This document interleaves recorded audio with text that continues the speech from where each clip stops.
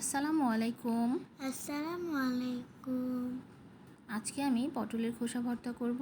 আর পটলের খোসা ভর্তা করার জন্য আমি পটলের খোসাগুলো ছাড়িয়ে নিয়েছি আর খুব ভালো করে ধুয়ে জালির মধ্যে কিন্তু পানিগুলো ঝরিয়ে নিয়েছি। আমি পটলের খোসাগুলো ভেজে নিব, এই জন্য আমি কড়াইয়ের মধ্যে তেল দিয়ে দিলাম আর এর মধ্যে দিয়ে দিলাম রসুন, পেঁয়াজ আর কাঁচামরিচ দিব। পটলের খোসা ভর্তার জন্য কিন্তু একটু বেশি বেশি করেই রসুন পেঁয়াজ দিতে হয়, এতে করে সুন্দর একটা স্মেল আসে। আর পটলের খোসাটা যদি আপনি ভেজে ভর্তা বানান, এটা কিন্তু খুবই মজা হয়, অসম্ভব একটা টেস্ট আসে। আমি এর মধ্যে দিয়ে দিলাম শুকনা মরিচ। শুকনা মরিচটা একটা সুন্দর একটা ফ্লেভার নিয়ে আসবে, এই জন্য দেওয়া। আপনারা চাইলে নাও দিতে পারেন, শুধু কাঁচামরিচ দিয়েও ভর্তাটা বানাতে পারেন। আমি এগুলো হালকা করে একটু ভেজে নিয়ে এর মধ্যে দিয়ে দিলাম পটলের খোসা। একটু সময় নিয়ে খোসাগুলোকে ভাজতে হবে।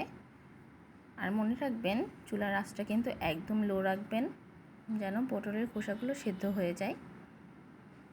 আর তারপরে আমি মিডিয়াম আঁচে এগুলোকে ভালোভাবে ভেজে নিব। পারলে যদি সম্ভব হয় আপনি একদম মচমচা করে ভেজে নিতে পারেন। আমি একদম মচমচা করিনি, তবে কিছু কিছু মচমচা হয়েছে আর কিছু কিছু সেদ্ধ হয়েছে। আর শুকনো মরিচটা কিন্তু একদম ভাজা হয়ে গিয়েছে। আমি এখন এগুলো বেটে নিব। যে কোনো ভর্তা যদি আপনি বেটে ভর্তা বানান, এতে কিন্তু স্বাদটা অনেক সুন্দর হয় আর কষ্টটা কিন্তু একটু বেশি হয়। যে কোনো কিছু আপনি যেটা জিনিস খেতে মজা হয়, সেটা কিন্তু তৈরি করতে একটু কষ্ট হবেই। আর এখানে খোসা ভর্তাটা বাটতেই যতটুকু কষ্ট,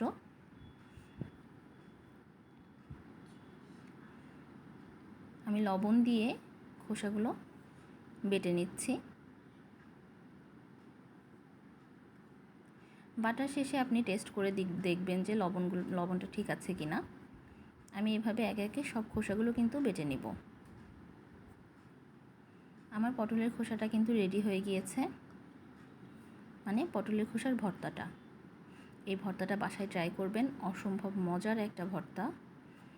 সবাই আমার জন্য দোয়া করবেন। আল্লাহ হাফেজ। আল্লাহ হাফেজ।